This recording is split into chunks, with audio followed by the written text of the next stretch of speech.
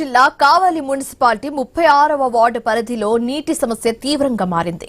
గత 10 రోజులుగా ఆ ప్రాంతానికి మున్సిపల్ నీరు రాకపోవడం, ట్యాంకర్స్ ద్వారా కూడా సరఫరా జరగకపోవడంతో స్థానిక ప్రజలు తీవ్ర ఇబ్బందులు ఎదుర్కొంటున్నారు.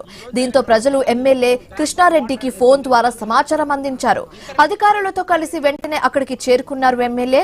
తమ సమస్యలను ఎమ్మెల్యే దృష్టికి తీసుకువచ్చారు.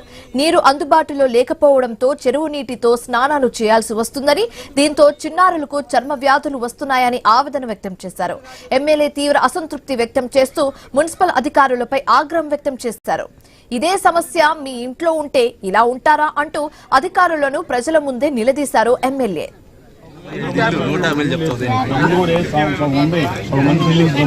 మామూలు పైపు లైన్ తీసుకుంటా కొద్ది పోసుకుంటా వాళ్ళు చిన్న డబ్బులు పెట్టుకుంటున్నారు. ఉంది సార్ నీళ్ళు వస్తే అందరూ మాటగా నేసి నీళ్ళుగా నేసి మామూలుగా వచ్చేస్తున్నారు. మీ బావిలో నుంచి నీళ్ళు వస్తుందో ఇప్పుడు ఈ వైకుంఠపురంలో ఈ రామిరెడ్డి తోట దగ్గర ఒక ట్రాన్స్ఫార్మర్ షిఫ్టింగ్ ఒకటి పెట్టి అవునబ్బా దాన్ని కట్టేయచ్చు కదా. మనకి ప్రాబ్లం ఏంటి? కొత్తది తీసుకుంటాం సార్. షిఫ్టింగ్ అంటే టైం పడుతుంది. ట్రాన్స్ఫార్మర్ బాగాలేదు. 25 kV కొత్తది తీసుకుంటాం.